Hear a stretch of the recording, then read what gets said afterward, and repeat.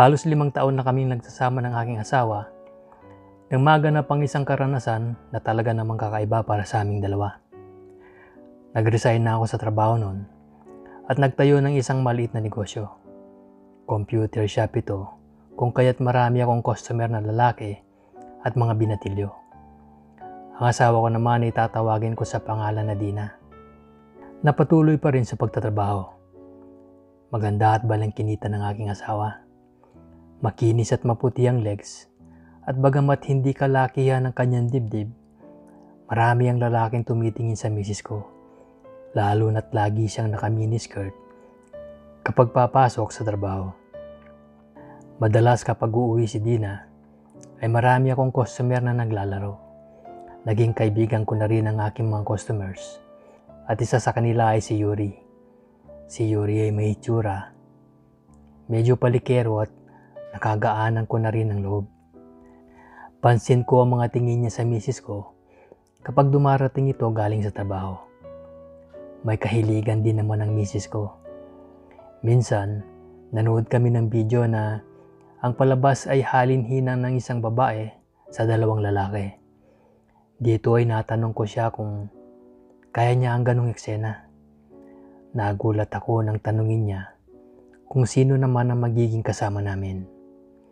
Dahil sa sobrang excitement at taranta, hindi ako makapag-isip ng isasagot dahil may halong selos pa ang nararamdaman ko. Kaya ang sabi ko hindi ko alam. Sabay ngiti siya sa akin at sinabing kung ano-ano daw kasi ang iniisip ko, mabuti raw ay matulog na lang ako. Nang gabing yun ay halos hindi ako makatulog. Nang una ay selos ang aking nararamdaman. Ngunit habang nai-imagine ko, para bang gustong-gusto ko na mangyari yon. Simula noon, ay lagi na naming pinag-uusapan ng ganung eksena. At sinabi ko na rin na nai-excite ako kapag nai-imagine ko ang ganon.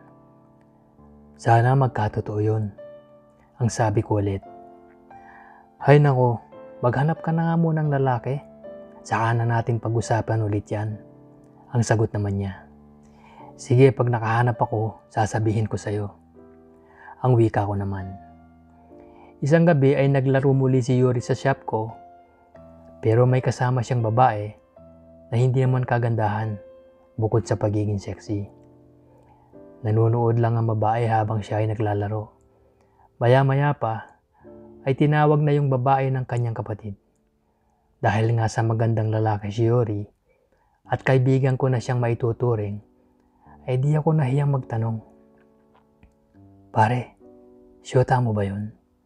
Oo naman pare, ang sagot niya. Mukhang dehado ka yata ah. Pambubuska kong sabi sabay tawa. Okay lang yun, sexy naman eh. Kaya ako nagustuhan yun. Kasi kasing katawan siya ni Dina, yung misis mo.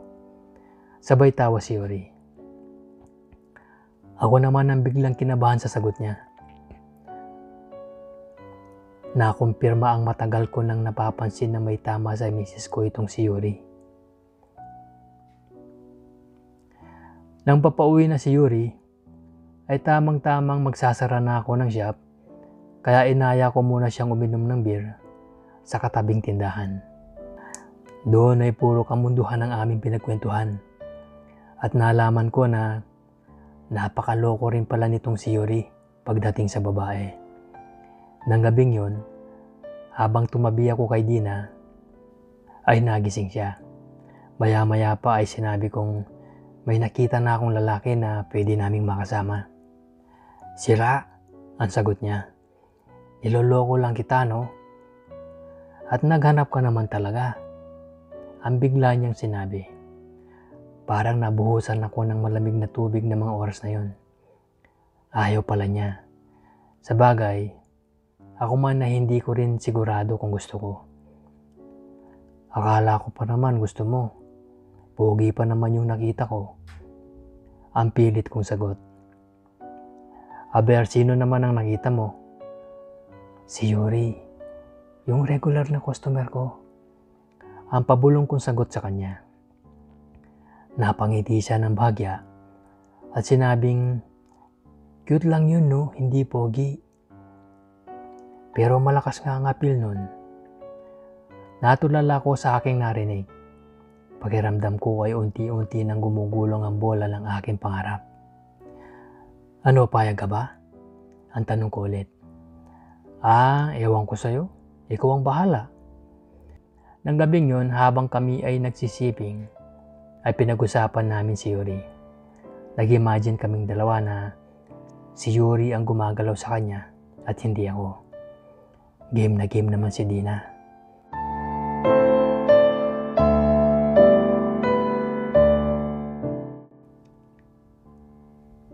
Ang selos nung una ay napalitan na ngayon ng pananabik.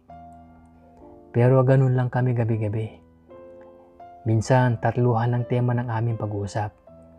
Hindi ko alam na magaganap pala ang aming pinapantasya.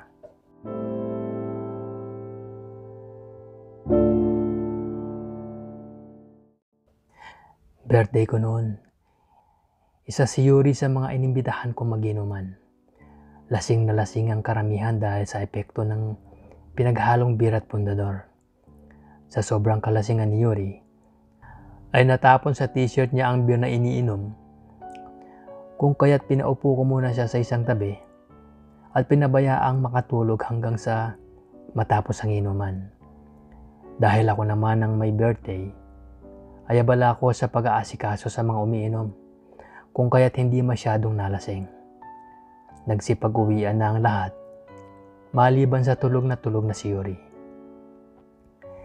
Ginising ko ito upang pauwiin na.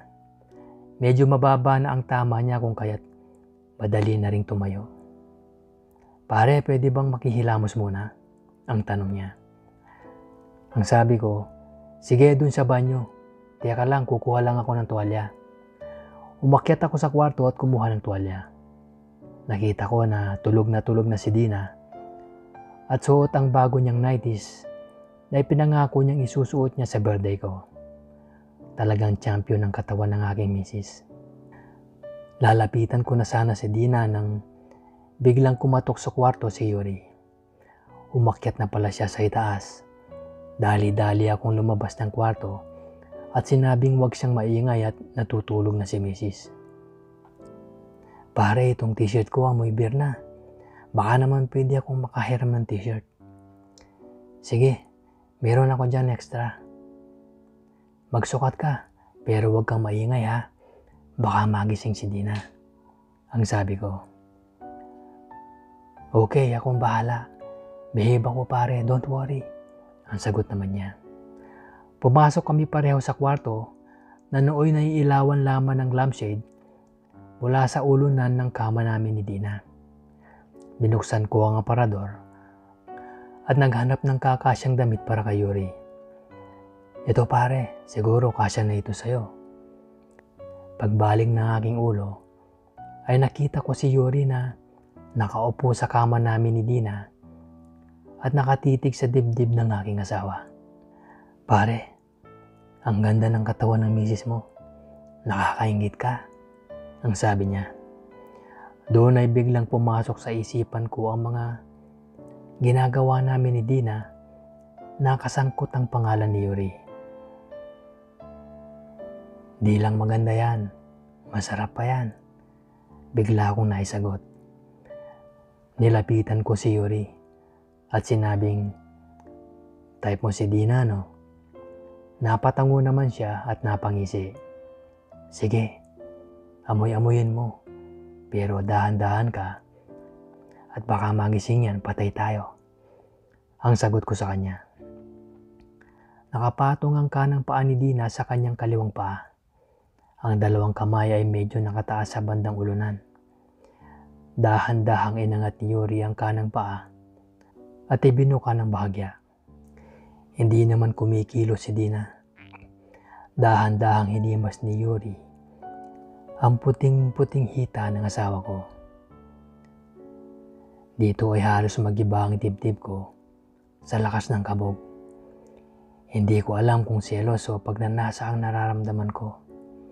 Maya-maya pa ay inamoy ni Yuri ang ibabaw ng asawa ko. Halata akong nasiyahan siya sa amoy nito dahil napansin ko ang tambok sa short ni Yuri. Dito ay uminit na ako ng tuluyan. Hinalikan ko sa leeg at si tenga si Dina, habang si Yuri naman ay tuloy sa paggawa sa aking asawa. Nasarapan si Dina. Napakalakas ng halinghing ni Dina at alam ko na medyo gising na siya. Hinalikan ko siya sa bibig at naramdaman ko na unti-unti niyang inabot ang aking batok upang idiin ang aking bibig sa kanyang bibig. Ang sarap talaga ng asawa ko. Ang salob-lob ko. Panandalian kong nakalimutan si Yuri. Biglang huminto ang asawa ko sa paghalik sa akin at bahagyang itinulak ang aking ulo. Bakit? Biglang tingin siya sa bandang panan at nagtaka pala siya dahil dalawa ang nararamdaman niyang nagbibigay ng ligaya sa kanya. Ngumiti lamang si Yuri sa kanya at sabay balik sa paghigop. Ibinalik ni Dina sa akin ang tingin at sabay sabing, "Ikaw talaga?" Sabay dakma sa akin. Ibang-iba ang kanyang kilos ng gabing yun.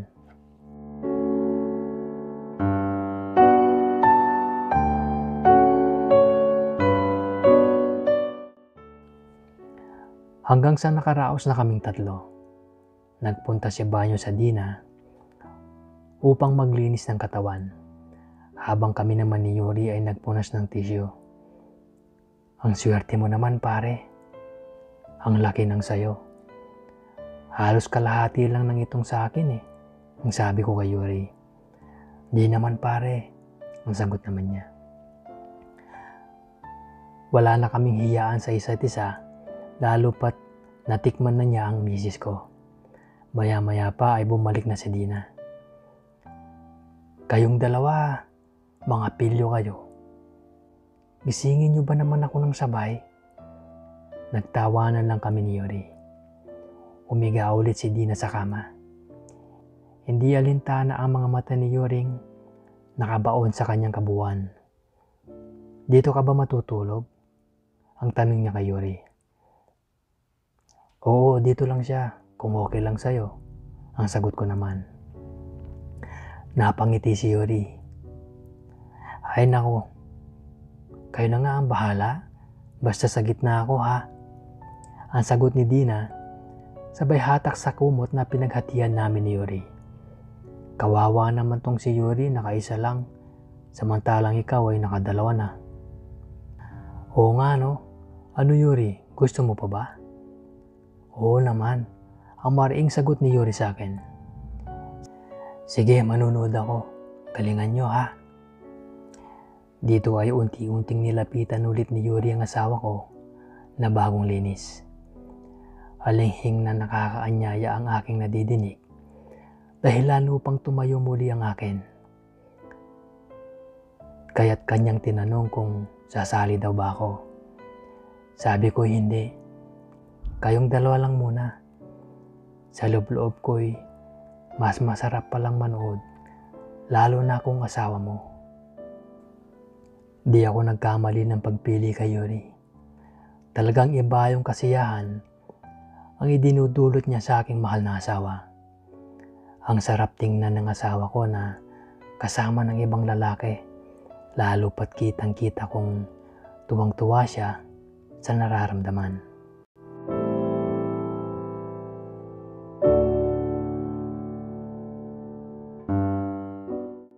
Pagalingan ko sa kauna-unahang pagkakataon ay naghahalikan silang dalawa. Magkayakap silang walang pakialam sa akin. Pinabayaan ko sila kahit medyo may selos akong nararamdaman. Makalipas ang ilang sandali, ay umalis na rin si Yuri sa pagkakadagan at pumesto sa tabi ng aking asawa. Sabay silang nagngitian. Tumalikod si Dina sa kinahihiga ni Yuri. Si Yuri naman ay yumakap sa aking asawa. Dito ay may napansin ako. May ibinulong si Yuri kay Dina na siya namang sinagot ni Dina ng tango at sabay kurot sa may bahaging hita ni Yuri. Nagsalita na ako. O ano, masarap ba? Oo naman, sabay sagot nila. Sabay tawanan. Pati ako nakitawa na rin. Tinapik ni Dina ang kama sa harapan niya. Hudyat para ako ay tumabi na rin sa kanya.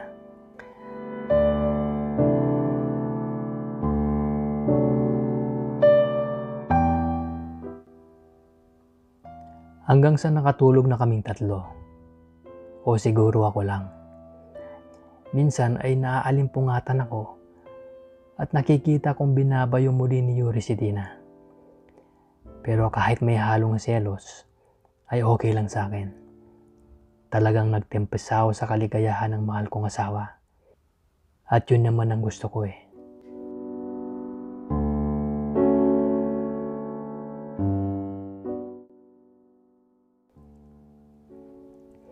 Makalipas ang 1 taon, tuluyan ko nang ibinenta ang shop ko dahil sa dami ng kalabang computer shop. Si Yuri naman ay unti-unti nang nawala hanggang di na kami nakikita. Walang ibang nakaalam ng aming escapade dahil okay lang naman sa mga lihim si Yuri. Minsan ay tinatanong ko si Dina kung nakaulit pa sila ni Yuri. Ang sabi niya ay mga 3 beses siyang nakipagtagpo dito. Pero ngayon daw ay wala na. Sa loob-loob ko naman ay mas higit pa siguro sa 3. Okay lang, sabi ko kay Dina. Basta sa susunod, ipaalam mo sa akin. Opo, ang sagot naman niya.